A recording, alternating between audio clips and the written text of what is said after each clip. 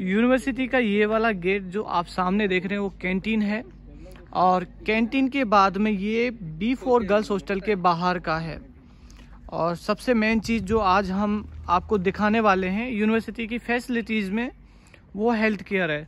यहाँ का स्वास्थ्य केंद्र है और इसमें कितने डॉक्टर्स हैं और किस तरीके से क्या टाइमिंग इसका रहता है और किस किस तरीके की स्वास्थ्य सुविधाएं जो है आपको मिलने वाली हैं, इस तरीके का पूरा वीडियो जो है आपका ये होने वाला है।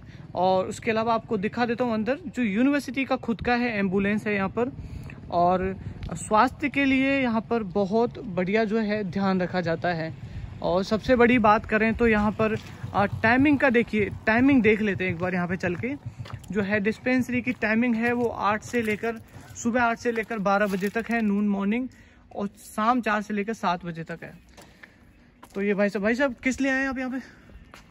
मेरा एक दोस्त का तबीयत खराब है। तबीयत खराब है? सर्दी और जुकाम लग गया। सर्दी और जुकाम लग गया, बुखार भी हो गया। बुखार? आप यूनिवर्सिटी में पढ़ते हैं? हाँ, मैं यूनिवर्सिटी में पढ़ता हूँ। कौन से डिपार्टमेंट में है? मेरा योग डिपार्टमेंट का। योगा डिपार्टमेंट? योगा डिपार्टमेंट। तो क्या नाम है आपका? मेरा नाम सुदीप है। अब सुदीप जी आप मिल ही गए हैं तो योगा डिपार्टमेंट के बारे में बता दीजिए हमें कुछ, कि योगा डिपार्टमेंट कैसा डिपार्टमेंट है?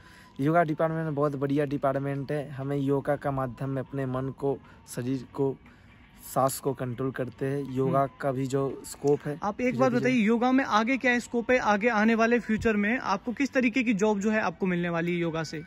योगा का फ्यूचर है अभी जैसे आगे जैसे बढ़ हर एक हॉस्पिटल में योगा थेरेपिस्ट का रिकॉर्ड है। बिकॉज इंग्लिश में बोले या हिंदी में बोले? इंग्लिश में, you can tell me. Okay.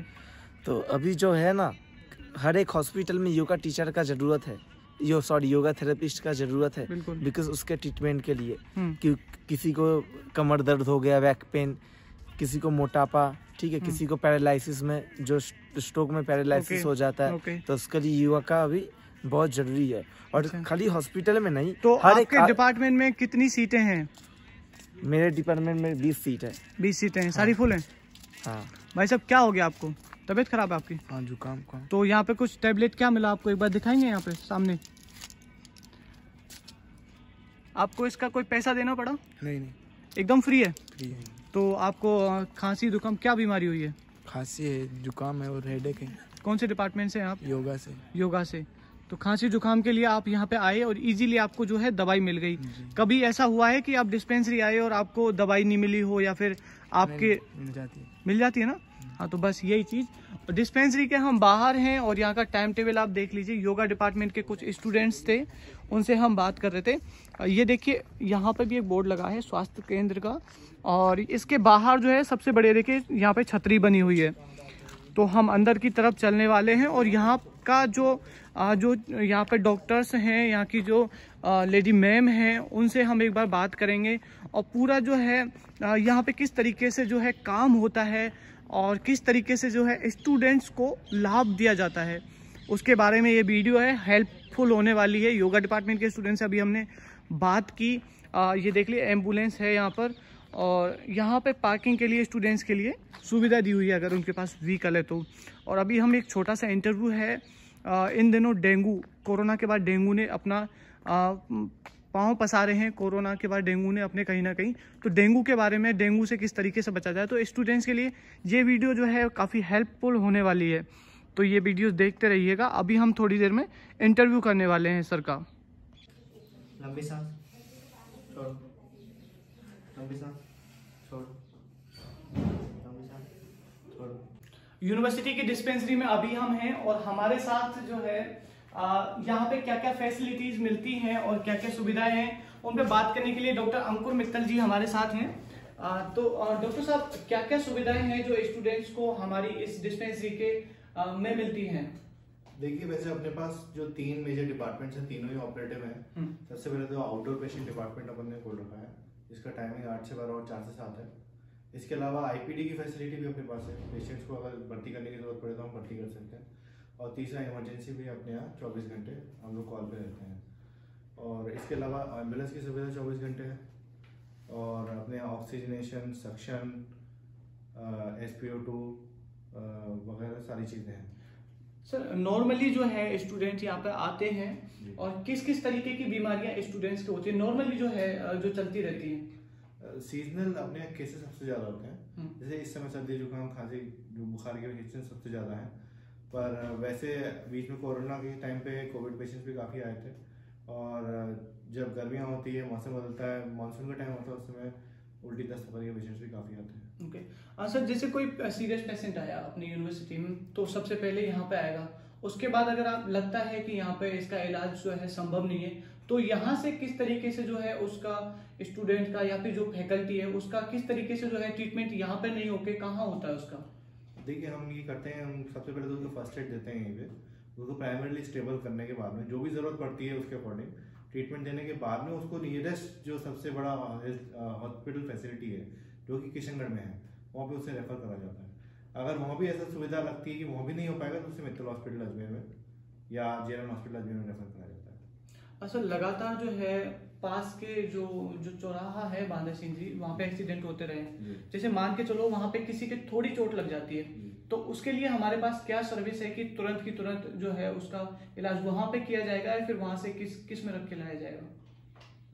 अपनी एम्बुलेंस हमने हर बार जब भी छोटे मोटे एक्सीडेंट हुए उनको ऑन द स्पॉट भेजा है। एम्बुलेंस वहाँ पे पेशेंट को मेरे पास ही लेके आती है कंडीशन देखते हुए। यदि ऐसा लगता है कि पेशेंट की सिचुएशन बहुत ज़्यादा सीरियस है और उसे यहाँ लाने में टाइम वेस्ट होगा, यहाँ इलाज संभव नहीं है, तो वहीं पे फर्स्ट एड देके हम उसे नियरेस्ट हेल्थ सेंटर पे भेज देते हैं। सर जो है कोरोना अभी गया है और कोरोना के बाद सीधे बाद में डेंगू का प्रकोप जो है अब आसपास के इलाकों में जैसे जयपुर हो गया, बड़ी बड़ी सिटीज में देखा जा रहा है। तो यूनिवर्सिटी में कोई डेंगू का पेशेंट आज तक या फिर अभी कोई इन दिनों आया है?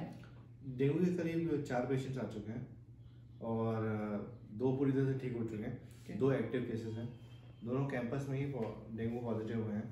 तो ऐसी संभावना है कि फ्यूचर में थोड़े बहुत केसेस डेंगू के कैंपस में आ सकते हैं। अच्छा, डेंगू से बचने के लिए जो है स्टूडेंट्स को क्या करना है? क्योंकि सर देखिए फैकल्टी जो है, अगर फैकल्टी में कोई पॉजिटिव आते हैं तो उनका ध्यान रखने के लिए तो और भी मेंबर्स हैं और किसी भी तरीके की वो सुविधा ले सकते हैं, और अगर स्टूडेंट कोई डेंगू का पॉजिटिव आता है तो उसके लिए क्या है सर? देखिए प्राइमरीली जो डेंगू ट्रीटमेंट का जो सबसे इम्पोर्टेंट फीचर है वो ये होता है कि हम उसे पेशेंट को प्लेटलेट काउंट जो है उसका वो मॉनिटर करते हैं।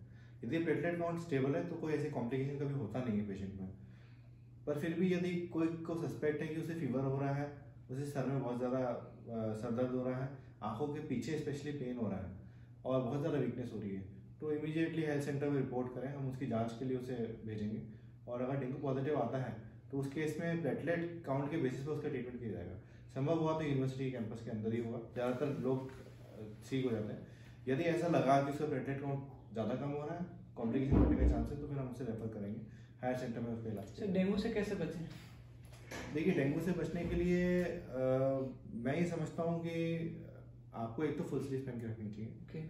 जिस तरीके से जो है मैंने पहनी हुई है, हाँ। तो और जैसे नीचे कर ले तो फुल स्लीव से हो जाती है, तो इस तरीके के कपड़े आपको यूनिवर्सिटी में पहनने ही चाहिए, चाहे आप यूनिवर्सिटी में हैं या नहीं है, तो कम से कम इस तरीके के कपड़े आपको पहनने चाहिए जिससे मच्छर नहीं खाए सर। आप मॉस्किटो नेट्स और मॉस्किटो रिपेलेंट्स का भी काम में ले सकते हैं, क्योंकि उससे काफ़ी फर्क होता है। फिर भी जहाँ तक संभव हो, मैं ये समझता हूँ कि जो पानी कहीं भरा हुआ हो उस पानी वाले एरिया को भी क्लीन करना बहुत ज़रूरी है। वैसे अपनी यूनिवर्सिटी में मुझे ऐसा कोई एरिया यूनिवर्सिटी में तो ऐसा कुछ नहीं है, ऐसा कुछ नहीं, बिल्कुल क्लीन। पर फिर भी एक एडवाइस मेरी ये रहेगी कि यदि कहीं पानी इकट्ठा होता है तो वहाँ पे मच्छर पनपने और उनके एग्स का फॉर्मेशन बहुत ज़्यादा होती है। सर रिसेंटली सुनने में आया था कि जो है जो डेंगू का मच्छर है वो दिन में काटता है, क्या ये बात सच है? देखिए जहाँ तक मुझे लगता है ये अफवाह ही है, क्योंकि मच्छर नॉर्मली ही नॉकटर्नल होते हैं। नॉकटर्नल का मतलब वो नाइट के अंदर ही काटते हैं ज़्यादातर, तो इस बारे में तो मुझे लगता नहीं कि इसमें कोई पुष्टि करने की जरूरत है। नहीं, ये क्या है, इंटरनेट पे थोड़ा बहुत चलता रहता है कि जो डेंगू का मच्छर है वो दिन में काटता है, तो ये जरूरी है क्योंकि डॉक्टर साहब से जानना बहुत जरूरी है कि जो अफवाहें हैं उन पर कम से कम ध्यान देकर जो चीजें हैं बिल्कुल सत्य, ताकि जो सत्य प्रमाणिक चीजें हैं उनको ही हमें ध्यान में रखना चाहिए। और डॉक्टर साहब और क्या चीजें हैं मतलब हमारे यहाँ पे स्वास्थ्य केंद्र के अंदर? देखिए हमारे पास ऑक्सीजन की भी पूरी फैसिलिटी है। ऑक्सीजन के सिलेंडर हमने 4 रखे हुए हैं और इसके अलावा हम ऑक्सीजन मेजर भी कर सकते हैं, पेशेंट को सक्शन दे सकते हैं। बेड अपने ऊपर भी कोविड आइसोलेशन वार्ड भी हमने बना रखा है और वो वार्ड सिर्फ कोविड आइसोलेशन के लिए नहीं है, नॉर्मली भी किसी को ज़रूरत पड़ती तो वो वार्ड में पेशेंट को रखा जा सकता है। इसके अलावा blood pressure, height monitoring, weight measurement और इंजेक्टेबल्स लगाने का सारा इंजेक्शन वगैरह सारे हमने यहाँ पे रखे हुए हैं, इमरजेंसी मेडिसिन सारी हैं, लाइफ सेविंग। और हमने डिफिब्रिलेटर भी यहाँ रखा हुआ है, जो कि हार्ट में जब कभी हार्ट पंप करना बंद कर देता है तो उसे शॉक देके पेशेंट को रिवाइव किया जा सकता है। सर आपके साथ टीम में और कौन कौन है, कितने मेंबर्स हैं आप टोटल की जो है पूरी यूनिवर्सिटी को जो संभालते हैं? देखिए मेरे साथ एक फीमेल मेडिकल ऑफिसर हमारे डॉक्टर आशिमा, और एक नर्स है जिनका नाम है रेणु, और एक फार्मासिस्ट है जिनका नाम है अखिलेश जी, और एक ड्रेसर है जिनका नाम है पवन जी। तो टोटल 5 का स्टाफ है अपने यहाँ पे। तो यूनिवर्सिटी से आप देख रहे थे डॉक्टर अंकुर मित्तल जी थे हमारे साथ में, और इन्होंने डेंगू के बारे में बताया और यहाँ की जो यूनिवर्सिटी के अंदर डिस्पेंसरी है उसमें क्या क्या फैसिलिटीज हैं और स्टूडेंट्स को किस तरीके से यूजेबल है डिस्पेंसरी। और नए सबसे बढ़िया बात ये है कि नए जो स्टूडेंट्स को हम ये सारी चीजें पहले बता रहे हैं कि यहाँ पे ये जो है फैसिलिटीज अवेलेबल हैं। तो अभी की वीडियो यहीं समाप्त होती है, आगे वीडियो आप हमें कमेंट बॉक्स में करके बताइए कि कौन सी वीडियो आपको चाहिए।